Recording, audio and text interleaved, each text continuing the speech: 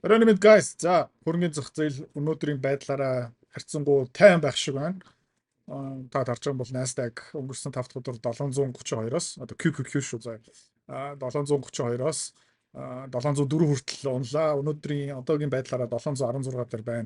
S&P 500 ерөөхдөө төстэй 750-аас 730 хүртэл унлаа. Pre-market дээр ерөөхдөө буцаа болтой ирсэн байна.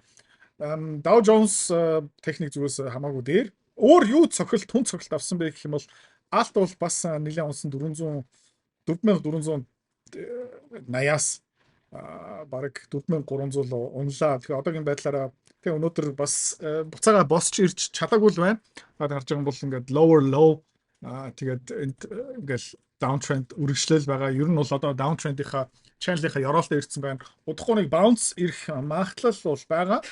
Тэгээд ер нь бол миний таамаг юу юм бэ гэх юм бол одоо дахиад нэг жоохон яваад тэгээд дахиад нэг томоохон флаш доошоо явах байх. Тэгээд хааварт явах магадлал юм бэ гэх юм бол өмнө нь бол ярьжсэн энэ район, энэ зон руу хүрээд ирэх юм бол хэдүүлээ яах вэ гэвэл алтан дээрээ ер нь бол нэмж орно. За тэгвэл алт буцаагаад өсөхийн тулд нефт буцаагаад буурах ёстой. Алт буцаагаад өсөхийн тулд тэр Strait of Hormuz янз бүрийн юм буцаагаад намдах ёстой. Алт цуглуулах, алтыг худалдаж авах боломж томоохон төв банк улс орнуудад гарах хэрэгтэй. Тэр хүртэл ер нь бол алт унах бах. Эсвэл алтыг өөр юу орлох вэ гэвэл энэ орлно. Хувьцааны арилжаа хөрөнгө олт тийм мөнгөөр мөнгө олох. Амар сонирхолтой байгаа ч тийм. Гэхдээ амар хэцүү. Ихэвч хүмүүс нь ерөөсөж чаддгүй. Ягаад чаддгүй юм бэ гэх юм бол ментор багш байхгүй. Community байхгүй. Одоо сайн сонсоорой. Тийм. Би school community нээсэн. Тэн дээр юу зааж байгаа юм бэ гэх юм бол энэ толгоонд байгаа хөрөнгө олтын бүх чадвараар чамтай хуваалцаж байгаа. Тэрнээс гадна би ямар хувьцаа хизээ ямар ханшаар хэдэн хувиар авж байгаа юм бэ тэн дээр ил тавигдсан байгаа. Чи нөгөө дүр аж бол. За. Манай community-д нэгдсэн хүмүүс одоо 1 сарын байдлаар доллараар тийм ойролцоо 50-60% өгөөж аль хэдийн авцсан байгаа.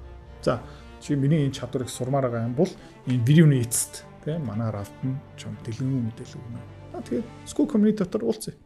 Алтыг өөр юу орлох вэ гэвэл энэ орлно. Энэ юу юм бэ гэх юм бол засгийн газрын бонд, энэ Америкийн засгийн газрын бондын хүүгийн түвшин хэдүүл харж ийн буцаага жоохон өслөө сая ер нь бол нэлээд буураад 4.4 унсан одоо энэ Америкийн 10 жилийн хугацаанд засгийн газрын бонд энэ жилийн хүү ярьж байгаа шүү. Тэгээд буцаагаад өсөд явчлаа. Тэгээд жижигхэн retraction хийж байгаа. За тэгээд энэ юу юм бэ гэх юм бол өмнө зөндөө ярьж ирсэн. Хүмүүс засгийн газруудад итгэхэ болоод ирэх юм бол хааш явдаг бэ гэх юм бол алт руу явдаг. Тэгээд миний контентыг тогтмол үздэг юм бол тэгээд төв банк хоорондоо төлбөр тооцоогоо тэнцвүүл цэвэршүүлэхийн тулд одоо ерөөхдөө юу ашиглаад эхэлж байгаа юм бэ гэх юм бол алтыг ашиглаж байгаа номер 1 хятад, Орос, Иран гих мэт орнууд. Тэгээд удахгүй бүх төв банкуд буцаагаад алт руу орно. Ягаад гэх юм бол Герман, Европын засгийн газрын бондууд ерөөхдөө уналтанд орж байгаа. За. Тэгээд саяхан бас Германы засгийн газрын бонд нэлээд өссөн. Ерөөхдөө баг breakdown-ы төвшин дээр ирсэн байсан бол буцаагаад нэлээд агрессив дэш явсан. Тэгээд 126.5-аас одоогийн байдлаараа 125.4 ер нь бол энэ 50 хоногийн moving average дээр ерөнхийдөө ирсэн байгаа. Тэгэл ер нь бол тогтмол энэ 200 хоногийн moving average доогоор явж байгаа нь бол Германы засгийн газрын бонд, Францын засгийн газрын бонд хараад үзэх юм бол нөгөө 200 хоногийн moving average-тэй илүү ойрхон. Гэхдээ удахгүй бас Францад томоохон улс төрийн кризис болох бах.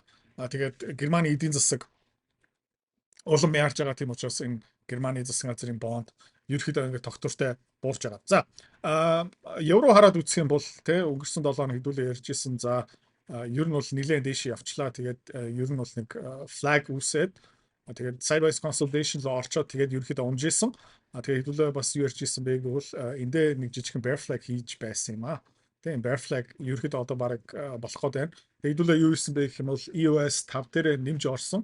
Тэгээд EOS 5 юу хийсэн бэ гэвэл сайхан өсчлөө.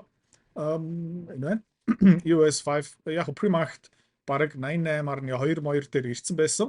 Одоогийн байдлаараа хүмүүс буцаага жоохон зарж ийн 87.3 дээр ирсэн байна. Нэлээд жинтэй орсон.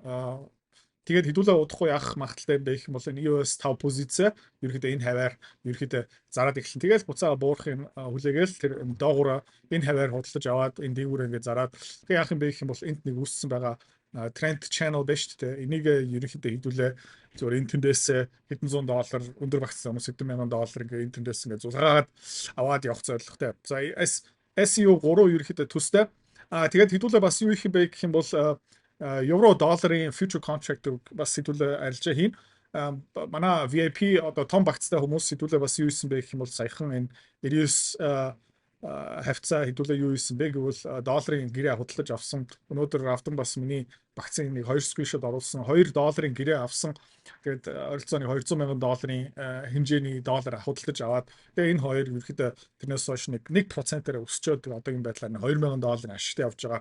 Тэгээд хэдүүлээ ер нь бол энэ 105 хавцаа ерөөхдөө позиц жоох багасхан. Тэгээд retraction хүлээн. Retraction ирэх юм бол хэдүүлээ нэмж аав. Тэгээд хизээ нэгэн цагт ер нь бол энэ 101 төвшин эвдэж чадах юм бол дараагийн стоп хаана байгаа юм бэ гэх юм бол энэ 104 хавцаа байгаа. Тэгээ хэдүүлээ энэ channel-ыг ер нь бол тогтвортой ингээд дээгүүр гараад ирэх юм бол зарна энэ хаваар аавн зарна аавн ерөөхдөө swing trade хийх гэж үзэндээ. Окей. Хэдүүлээ бас юу исэн бэ гэх юм бол Oracle-ыг өнгөрсөн 7 хоног багцаасаа тэр чигтээ гаргасан энэ хаваар ерөөхдөө зөв шийдвэр болж таарсан. Метагийн хувьцаа хэдүүлээ ер нь бол энэ хаваар нэмж худалдаж авсан бас 595 дээр нэмлээ. Өнөөдөр ерөөхдөө нэг сүртээ нэмж авахгүй хэдүүлээ зүгээр зах зээл ерөөхдөө яах гээд байгаа юм бэ хэдүүлээ ажиглая. Яг гэх юм бол Иран, Израиль хоорондоо алдсаар байгаа. Нефт буцаагаад баг зэрэг ингээ өсөө явж гин таад ингээ харж гин. Тэгээ sideways consolidation channel дотор явж л байна. Тэгээд энэ ер нь бол урт хугацаа тогтвортой 90 доллар хавцаа байх юм бол эдийн засгийн нөлөө бол муу байж байх нь ойлгомжтой. Тэгээд ер нь бол энэ 100-ны улирлуу нефтийн үн ханш өндөртэй байх юм бол эдийн засагт тийм муугаар нөлөөлнө, аялал зуучлал, онгоцоор нисэх гих мэт шин инфляц. Тэгээд өнгөрсөн 5 дахь хөрөнгөний зах зээл бас ягаад ингэ сандраад навс унсан юм бэ гэх юм бол нефтийн үн ханш зүгээр урт хугацаанд тогтвортой өндөр байгаа учраас ерөөхдөө хүмүүс жоохон сандарч байна. Nvidia жишээлбэл цохилт авсан тийм. Хэдүүлээ ерөнхийдөө энэ хаваар нэмж авсан. Тэгээ хэдүүлээ одоо харах ёстой. За, Broadcom-ийн хувьцаа хэдүүлээ энэ 405 408 дээрээ бол нэмж авсан. 5 дахь удаар нэлээд буурсан тухайн үед хэдүүлээ 2%-аар нэмж авсан. Тэгвэл одоогийн байдлаар хэдүүлээ харцгаая. Ер нь миний таамаг юу юм бэ гэх юм бол одоо нэг жижигхэн retraction яваад тэгээ өргөжлүүлээд нэг жоохон downtrend руу орох бах тавтад бас хэлжсэн. Ер нь бол энэ структургүй зүгээр ингээд сансар руу ингээд пуужинтсан тэгээд цэвэр агаар дээр ингээд явж байгаа тийм учраас ер нь бол Nasdaq энэ хаваар ерөөхдөө жоохон структур орох ёстой хүмүүс хоорондоо аавн зарна жоохон support жоохон resistance-тэй болоод тэгээд ерөөхдөө ирээдүйн 1-2-7 хоног хэдүүлээ ер нь жоохон тайван байцгаая. Миний таамаг юу юм бэ гэх юм бол энэ 6 сартаа хөрөнгөний зах зээл нэг сүртэ хөдлөхгүй байх. Тийм учраас хэдүүлээ арай валют дээр хөрөнгө олтын доллар дээр хөрөнгө олтын энэ EOS 5 дээр хөрөнгө олтын тэгээд энэ BCI саяхан нэлээд томоохон retraction хийлээ. Магадгүй маргааш нөгөөдөр хэдүүлээ BCI руу нэмж орох хугацаа ирэх байх. Тэгээ хамгийн сүүлд хэдүүлээ юу ярмаар байна гэх юм бол энэ биткойныг ярмаар байна. Хэдүүлээ ингээ урт хугацаагаар хараад үзэх юм бол тий NAV сунлаа bear flag, NAV сунлаа bear flag. Тэгээ одоо NAV сунаад тэгээ хэдүүлээ харцгаая. Одоо нэлээд томоохон support zone дээр ирж bounce хийсэн 60 мянган доллар дээр энэ хавьтай бас нэг 2 удаа bounce хийгээд саяхан бас ингээ bounce хийгээд гэхдээ ингээ хараад үзэх юм бол хүмүүс нэг сүртэ биткойн ярихаа болцсон байна. Улс төрийн тогтворгүй байдал биткойн тогтвортой байх ёстой байж чадсангүй алтыг орлсонгүй ер нь бол биткойн төлбөрийн хэрэгсэл болно санхүүгийн юу болно блокчейн ерөөдөө энэ ярианууд нь бүгдээрээ баг багаар ингээ алга болж байна. Тэгээ хэдүүлээ юу ярьж ирсэн бэ гэх юм бол энэ биткойнны ёроол хаана байх магадaltaй юм бэ гэх юм бол энэ 53-52 мянган доллар хавцаа. Тэгээ хэдүүлээ одоо биткойн буцаагаад жоохон босч ирэх нь хүлээн яагаад гэх юм бол та RSI-г хараад үзэх юм бол амар oversold. Одоо биткойн short хийдэг цаг үе нь бол биш тий. Хэдүүлээ ингээ хараад үзэх юм бол биткойн энэ 70 малын RSI дээр байх үедээ ерөөдөө short хийх амжилтны хүрэх илүү магадлал өндөртэй.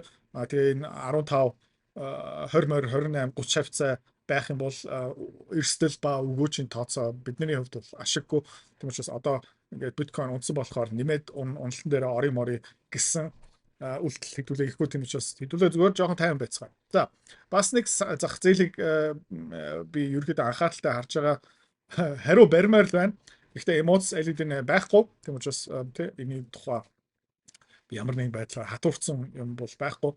IonQ нэг шорт хийдэг юм уу үгүй мүү гэж өнгөрсөн 7 хоног бодож ирсэн $70-оос $60 хүртэл унлаа. Энийг ерөөхдөө маргааш нөгөөдөр хэдүүлээ харцгаая. Тэгээ магадгүй маргааш нөгөөдөр тэгээ энэ зах зээлийг юужсэн харцгаая. QQQ өнөөдөр хэр тайван байх нь хэдүүлээ харъя. Тэгээ QQQ нэг жижигхэн bear flag хийгээд яваад ирэх юм бол тэ нэг bear flag хийгээд тэгээд уналт нь илүү тодорхой болоод ирэх юм бол хэдүүлээ магадгүй IONZ quantum хувьцаан дээрээ жоохон short хийх боломж гарч ирэх магадгүй. За MicroStrategy бас ингээд хараад үзэх юм бол те ер нь бол inverse cup and hand нэлээд том head and shoulders болцсон. Энийг бас invert хийгээд үзэх юм бол те амар том cup and handle болж байна. Тэгээд MicroStrategy-ийн хаашаа явах гэдэг юм бэ гэвэл тавцаагаа 0-ын тийшээ явах гээд байна.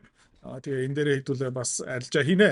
Миний айгу удаан ярьж ин өнгөрсөн жилээс хойш ярьж ин биткойны уналтаас ашиг хийн бла бла бла. Өнөөдөр хүртэл алхтаа ашиг хийж чадаагүй. Тэгээд бас миний буруу. Гэхдээ хизээний цагт хэдүүлээ эндээс нэг сайхан ашиг хийх цаг нь ирэх баха анхааралтай орцсон байгаа. Тэгээ одоо зүгээр юу хэрэгтэй байх юм бол төвчээр хэрэгтэй. Тэгээ ганцхан нэг удаа ахуухан позицээр 30 40 50% ашиг хийгээл тэгэл болоо. Тэргээ зүгээр зөв тайм хийх хэрэгтэй. Тэгээ хамгийн гол нь нөгөө risk return ratio зөв байх хэрэгтэй. Хэр их эрсдэл авч юм. Тэгээд тэр авж байгаа эрсдлийн хувьд бол хэр их өндөр өгөөж эргэж ирэх магадaltaй юм бэ. Тэгээд тэр харьцаа зөв байх юм бол хэдүүлээ ерөөдөө нэг жинтэй арилжаа хийнэ. За хөрөнгөний зах зээл тайм байх шиг байна. Бидний валютын позицууд дайжгүй өнгөрсөн 7 хоног хэдүүлээ хэд хэдэн хувьцаануудыг зараад ашиг авсан. Тэгээ бусад юм дээр багц зараа нэг сүртэй хийх юм уу одоохон бол байхгүй. Зах зээлийн апдейт, портфолио апдейт орсон байгаа. Тэр арилжаануудаа хийгээрэй. Тэгээд хэдүүлээ маргааш эргээд уулзцаа. Bye guys. Хэрвээ та манай Эдүрэ Цэцэрлэг бит хоёрын Earn Invest Be Free School Community-д нэгдэхийг хүсвэл яг одоо үзэж байгаа бичлэгийнхаа хамгийн ихний линктээр дараарай. Линктээр дарснаар манай School Community-гийн ерөнхий мэдээлэл гарч ирэх ба хамгийн түрүүнд та school дээр өөрийнхөө профайлыг үүсгэх юм. Профайлаа үүсгэхийн тулд та заавал нэг зураг, өөрийн овог, нэр болон мэйл хаягаа оруулах шаардлагатай. Профайлаа үүсгэсний дараа та join гэж дараад Visa карта холбоно. Visa карта холбосноор сарын $29 төлбөр нь шууд татагдаад та манай community-д нэвтрэх эрхтэй болно. Манай community-д орж ирснээр юу байгаа юм бэ гэвэл одоо аль хэдийн 10 компанийн үнэлгээ, түүний Excel файл, давтамжтай ордог зах зээлийн шинжилгээ, судалгаа болон анхан шатны бүх суурь мэдээллүүд орсон байгаа. Мөн та надтай холбогдоод бүх зүйлээ асуух боломжтой. Хэрвээ танд сонирхолтой санагдчих байвал манай community-д нэгдээрэй.